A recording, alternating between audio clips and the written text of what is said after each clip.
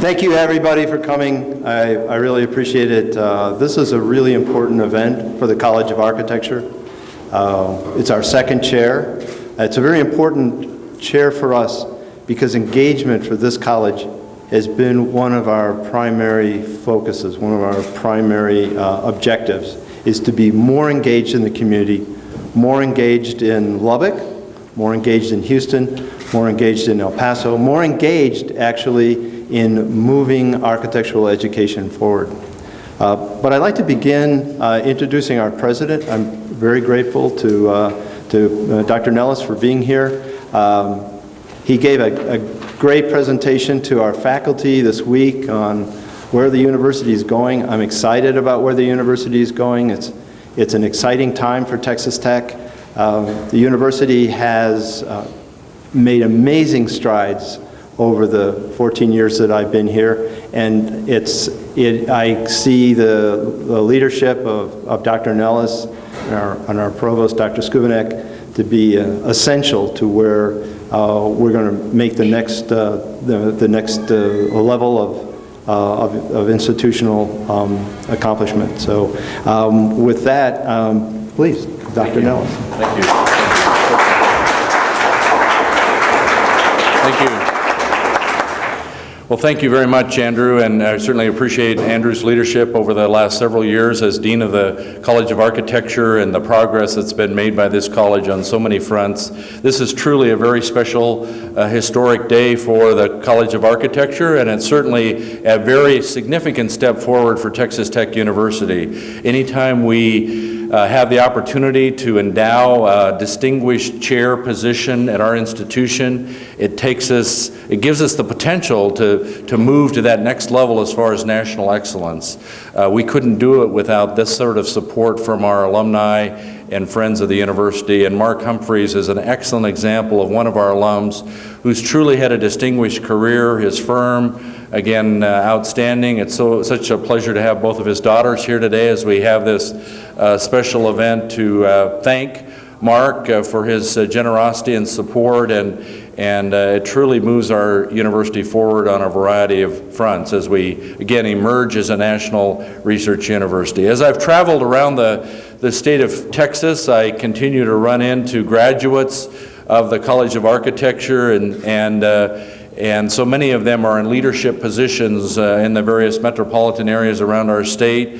The programs we have, we were just in Houston with Jay Cutler and HOK, and what an amazing firm that is, and again, strong leadership there from Texas Tech, but also certainly Mark Humphreys' firm as architects, again, moving us forward on a variety of fronts. So this program has truly produced so many successful graduates, and we're very, very proud of that. We're proud of our extended program too that we have in El Paso. Many of you are aware that we have a collaborative with El Paso Community College, and the students matriculate into an outstanding program that we have that Robert Gonzalez leads there in El Paso. When I was in Houston, in fact, a couple of the graduates of that program were interning there, and I was very, very proud of that as well. But the importance of this gift to the future of our College of Architecture is substantial. We can't attract the faculty or retain the most distinguished faculty without having these types of endowed positions. And these are the greatest sorts of gifts because as a former president of another university told me one time, when you endow a chair like this, it's in perpetuity, and that's a long time. And so it truly goes on forever. And this is the second chair established in the College of Architecture as we continue to elevate the position of this outstanding college. So again, Mark, thank you so much for all that you've done, and we appreciate you all being here today as we celebrate this special occasion with this new distinguished chair in the College of Architecture. Thank you very much.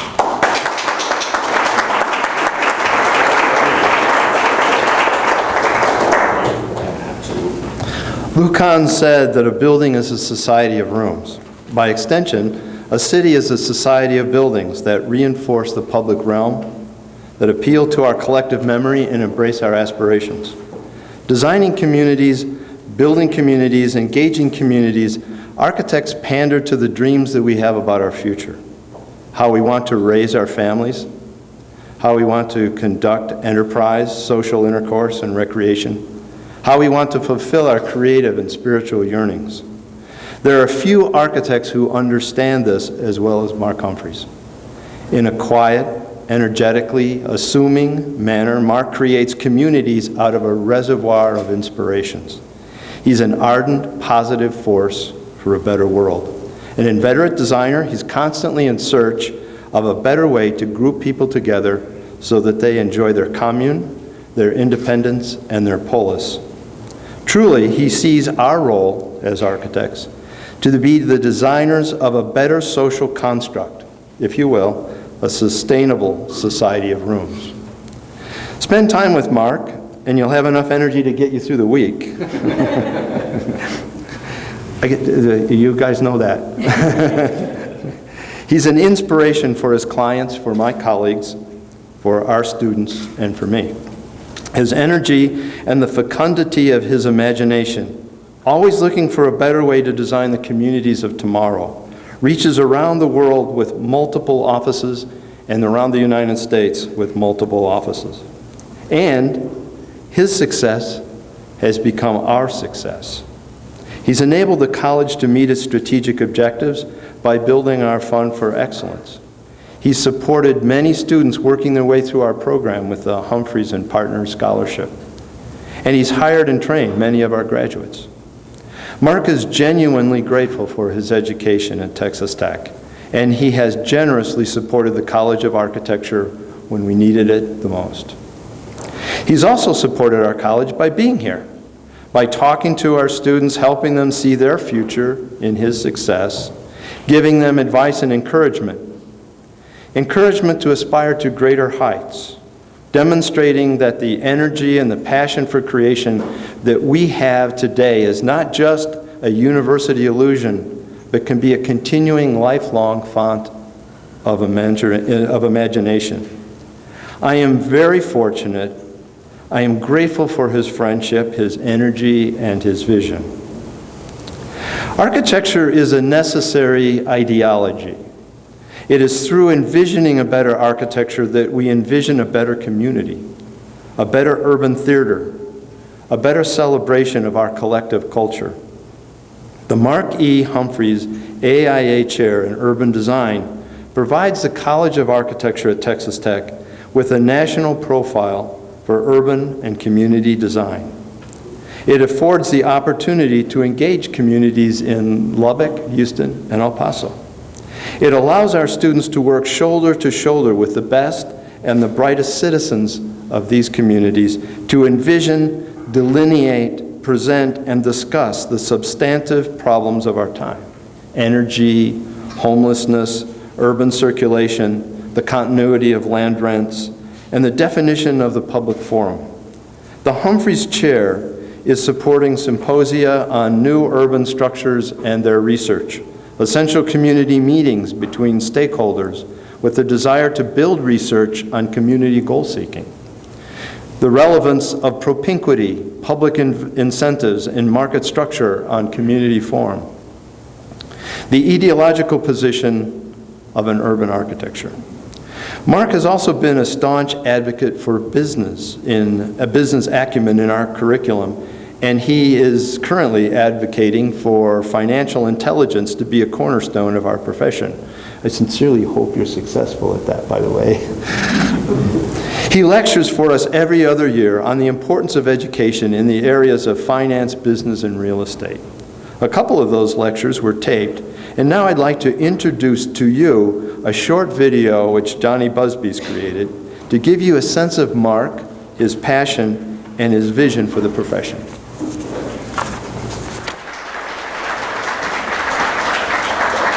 Thank you, Andrew. Thank you very much. And again, I went to school here many years ago. 34 years ago, I graduated from here, so hopefully you'll look better than this then. Anyway, 21 years ago I started the company, and 5 years before that, well, I was 13 years with another company, and 5 of those 13 I was a partner in that company. But again, I'm the CEO of Humphreys and Partners Architects. We have 9 U.S. offices and 6 international offices. Our company was started in '91, and we have about 220, 230 people right now. We hire heavily from Texas Tech, but we do from other schools too, just because of the capacity of numbers we need. You learn from your clients. I had 2 clients in my lifetime. They came to me, you know, we'd be out at dinner or something and talking, and you know, I'd say, how did you do it? You know, we're $50 million or $100 million, and 2 of them leaned into me and they go, Mark, the secret is, it's not plastics, but the secret is real estate. Our company primarily does is real estate developer work. So people that do apartment projects, condominium projects, office buildings, hotels, retail, that sort of thing. So that's primarily what we do. District. If you live in a McDougal apartment project, we did it. Matter of fact, we did the Overton district. We did the design of that and placed the hotel and all that sort of thing. But in the United States, they did 360,000 apartment units built last year. Of that, we did about 43,000 of them. So we're about 12 to 15% of the entire U.S. market. Some projects very quickly, just so you get a feel for what we do. So this is at a transit stop in Jersey City. It was a very rundown area. And actually, this is a fairly tall building here, so that gives you an idea. This is a big building, and it's over a transit stop. Now, we do all types of styles. Some you may like, some you may not, but different places certain things fit in. So this is kind of a wave to it type building. This is under construction too. And then here's downtown Kansas City. This is the first new apartment tower done in Kansas City in 30 years. This is one of my favorite buildings. This is in downtown Minneapolis, and it's a condominium tower. It won Best High-Rise Residential Tower in the United States. We own a landscape company, interior design group, a civil engineer, a real estate company, which is fairly good size, a glass recycled countertop company, we're environmentally, and we can't make the stuff fast enough right now. Cannot make it fast enough. And then I'm an aviation guy. I love airplanes, so we have a aircraft charter company, and we charter 3 airplanes out. This is designed to look like a hill country home, you know, some home near San Antonio, right? It's not a home in the true sense. It's an apartment. There's 10 units in this building, and they come to us and say, yeah, we want a big house in Connecticut or Hartford or whatever. We talked to the mayor, and the mayor said, I would accept that kind of looking apartment versus the old style. So we copyrighted it. And right now we've done over 300 projects of this at over $35 million in construction value. So that's close to $10 billion worth of construction of this product. But we're in the future business. How are we in the future business? Well, we're drawing something for the future. So we're creating something that has not been built yet. We know it is, and so it's the future business, right? Stephen Jobs, but we adopt this philosophy too. You can't just ask what customers what they want and then try to give them that.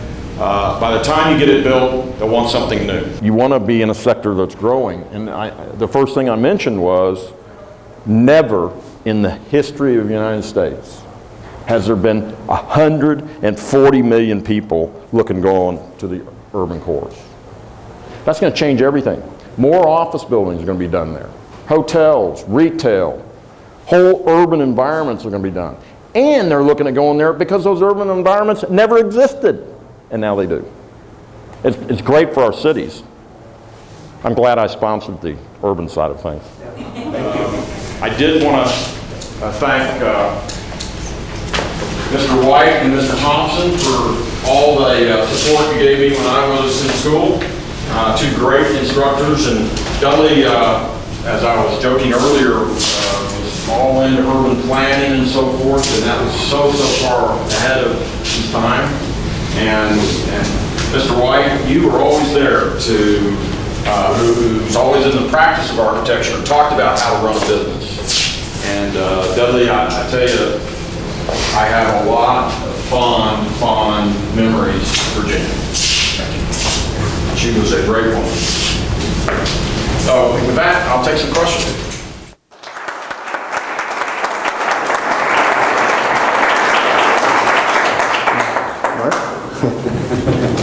Thank you. Thank you, thank you. And thank you, Texas Tech, for everything you've given me. This is a great university, and Lubbock is a great place. And thank all of you for coming out, taking the time to do this. I know everyone's very busy, and thank you. I'm going to cut this shorter because there was a lot of information that was already given on there. I was fortunate enough to be asked to do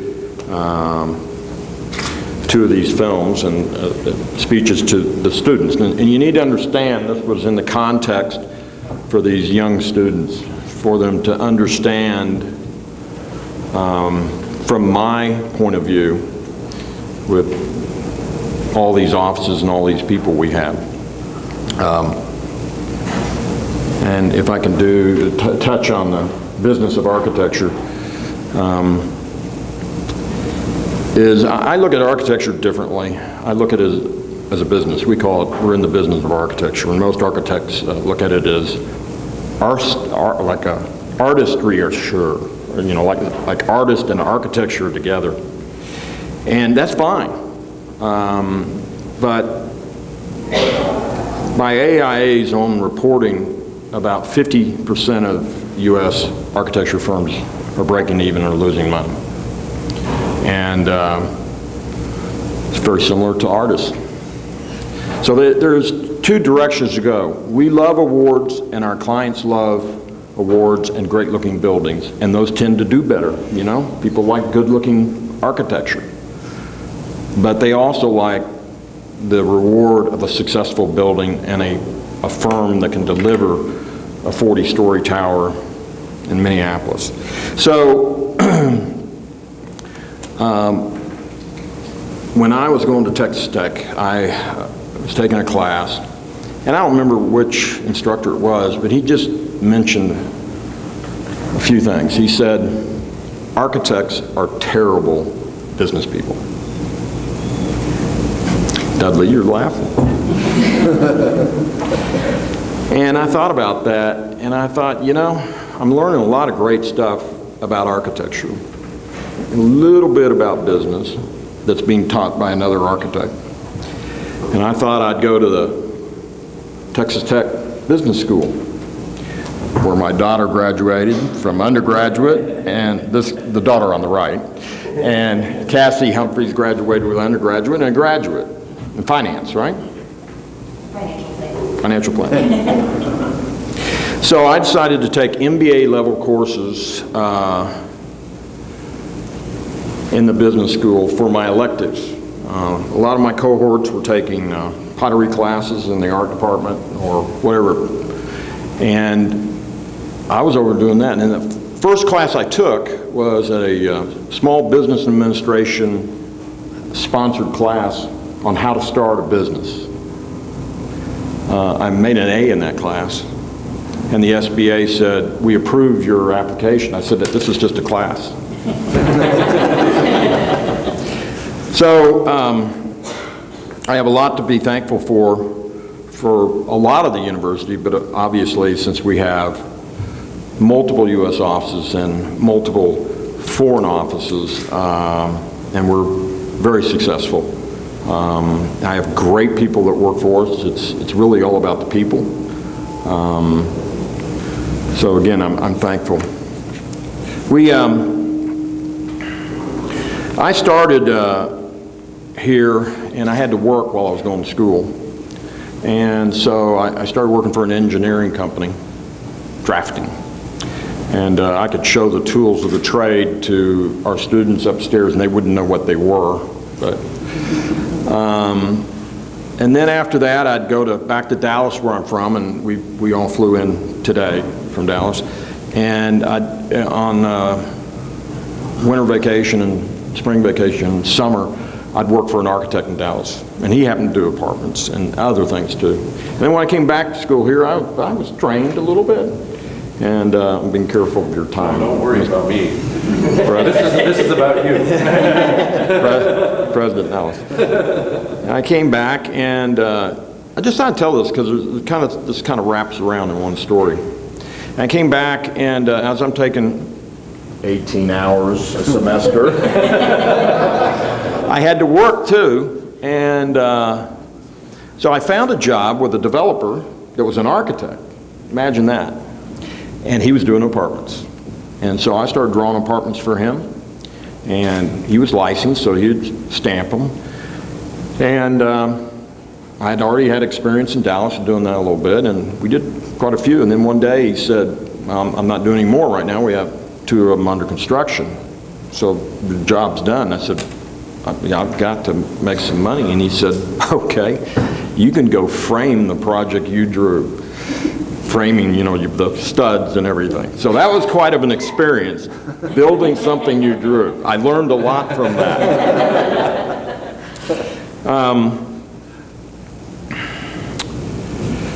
So after I graduated, I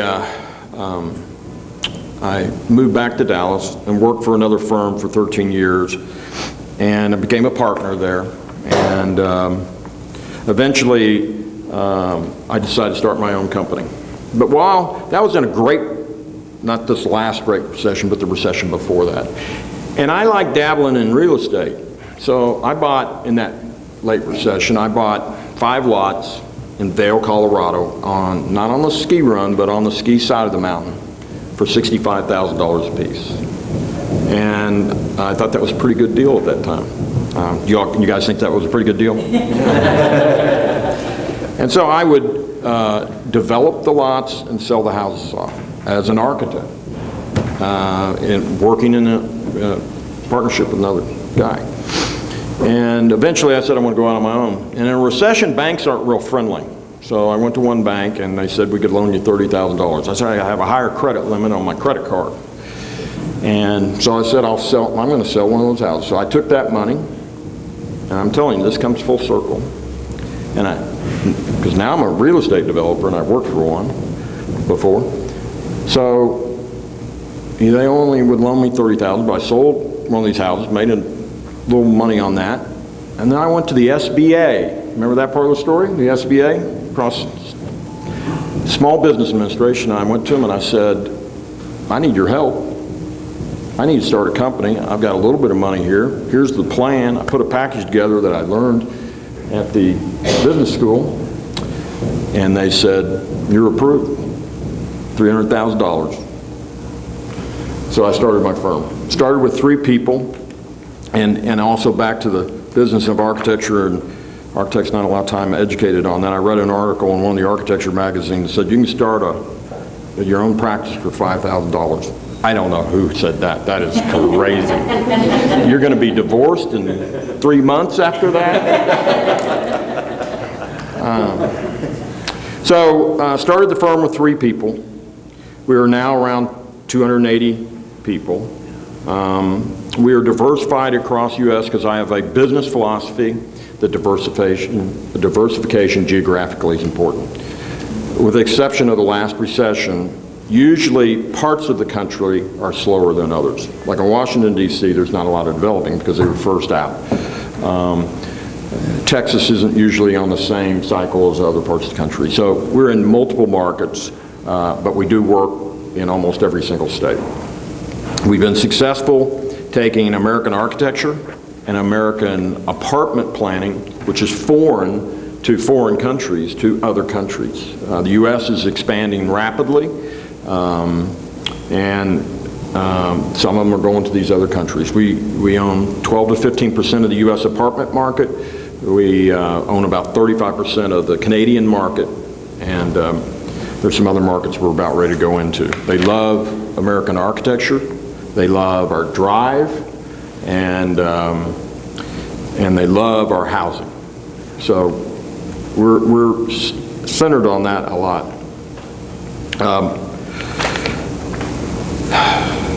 Let me see. And again, my philosophy of it is just a little different. I really believe architecture is in two divides. And yes, we are proud of those awards. But we've chosen this direction, one, because the architecture profession has recently been looked down upon in that, oh yeah, they get laid off and they're not making much money. Well, that's not entirely true. And it is in some respects, but we need to change that. We need to look at it business-wise. The universities need to, colleges need to bring in the business side of things. And it's not just good enough to have another architect who owns an architectural practice to teach that to an architect. I think it's important to learn what the business department is talking about. And it's also good if you're going to be in anything like what we do, which is real estate development, which we own our own real estate development company. We've got a couple of apartments and a lodging development we're doing, and own some other things. That if you're an architect working in a certain business area, like developer business, you need to learn about that business. You got to learn what he's thinking sitting across the table from you. Because if you go, well, this is what I want to do and this and that, and he goes, well, we're out of budget, but this is what we ought to do, we're out of budget. I mean, that's it, we're out of budget. You got to get it in the numbers. And there's a way to do that and make things really happen. I wanted to, again, thank Dean Bernoy and Kathy Johnson. Kathy and Dean and I, the Dean Bernoy and I have become good friends over the years. I don't know how long it's been, but I have, as you had mentioned, have offered to give scholarships, and I have a discretionary fund I give you guys every year, which I think is important that the administration can do. You know, it's not all in some pocket somewhere. You can do what you want with that. And so I remember one day Kathy came in, and Dean and Kathy would come by our offices and said, we've got this state program coming up, and it's has matching funds or part matching funds, and I'd like for you, Mark, to consider a large donation, and so that we could get some part or matching funds. And I said, sure. And she handed me this red pamphlet with black letters, and I opened it up. I went,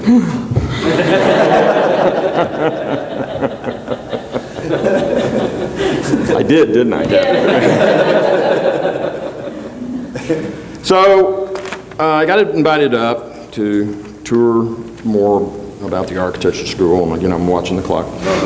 And there was an invitation to see Ken Hance, the chancellor, and so Kathy and I are driving along, and Dean Bernoy towards the chancellor's office, where I think he was going to work on stiff-arming me to try to do this.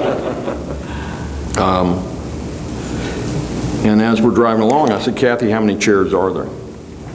And she said, there's one. And that chair was not an architect, I believe? Donor is not an architect. Right. And I said, and so I would be a second chair. She goes, yes.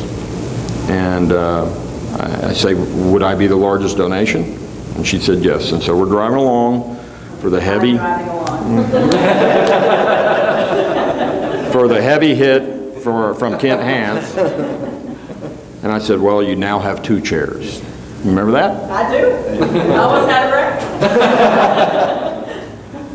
record. Is it public knowledge of how much it is?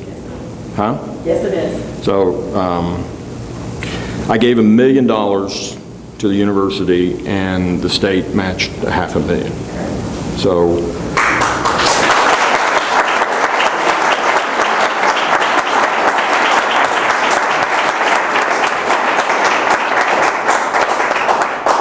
Thank you very much. Thank you very much. And that starts to bring me to the closing of things. I wanted to talk about Mr. Dudley Thompson, right over here. He taught an urban design class before there was urban projects. I see you smiling and laughing over there.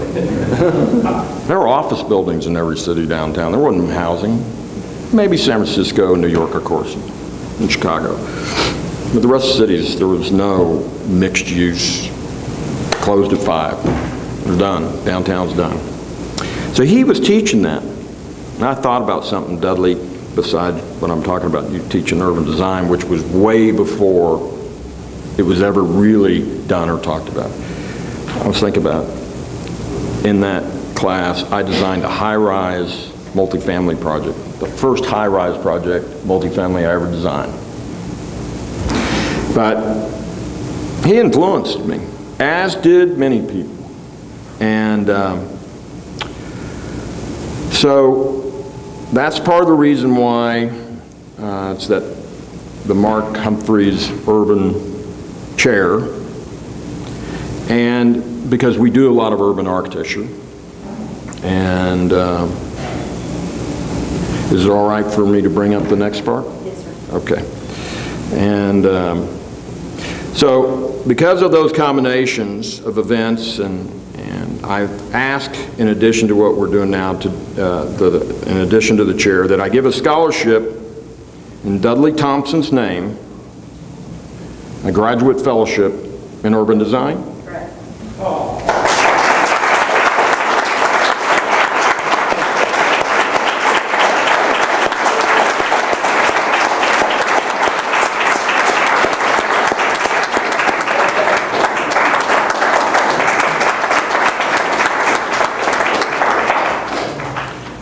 Do I mention who is the recipient? He's here. He is? The student is here. Is it Ivan Garcia Yes. from El Paso?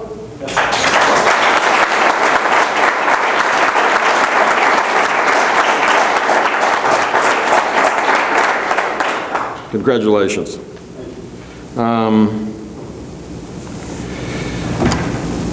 One last thing, and then I'm done. We're hiring. So I want to put a little advertisement.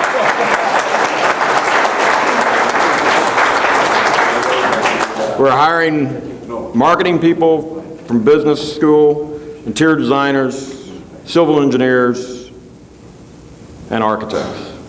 I believe we hired around 70 architects last year, and that's worldwide. So thank you all, and thank you.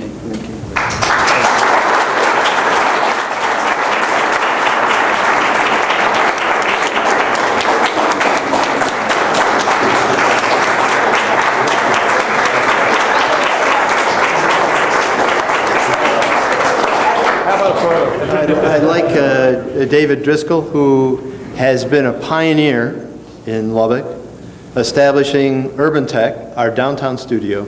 If David could talk a little bit about how the Humphreys Chair has helped him, us, and Lubbock. Thanks.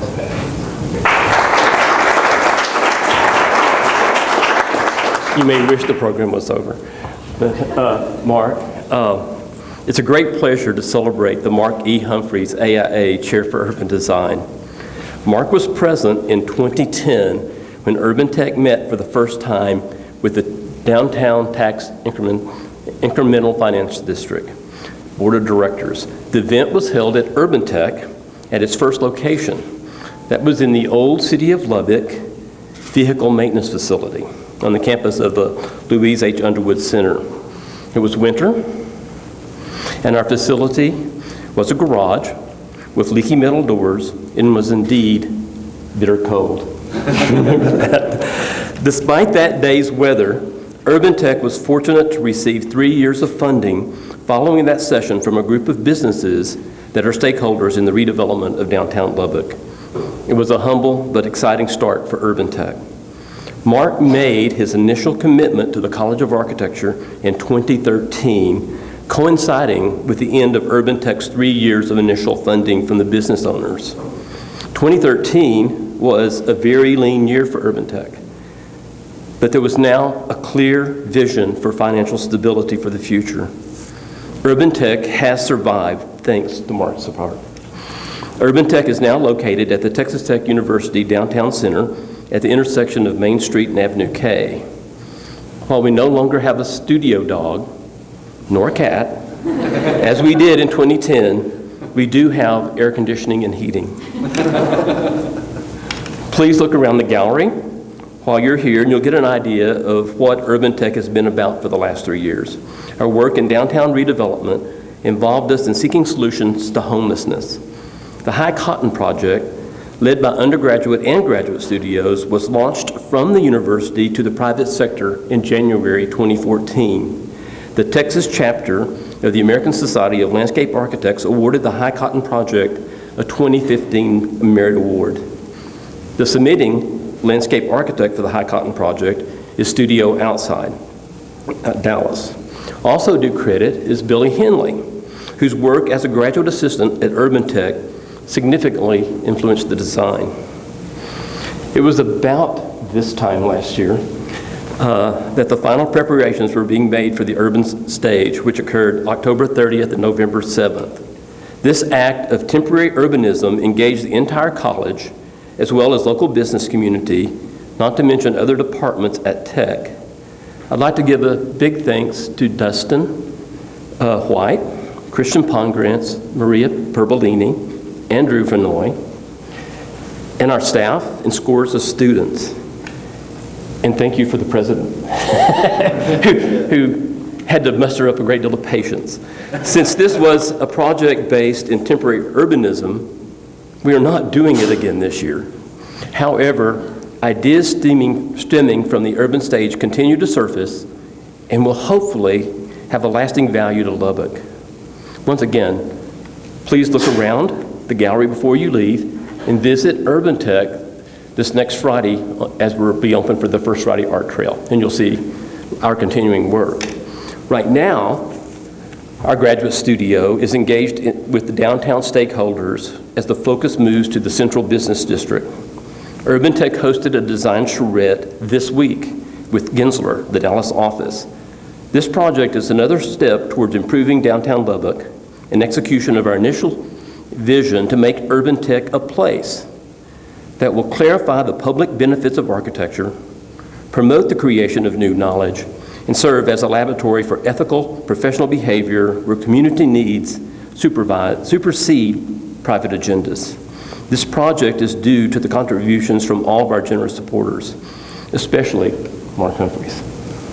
Mark, thank you for not only your commitment through the chair for urban design, but for your lectures, reviews, and firm tours that you so generally offered to our students.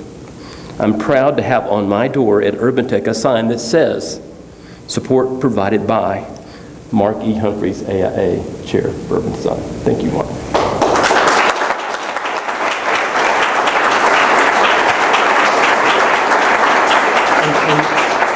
And now it's actually time for the presentation of the chair for the chair.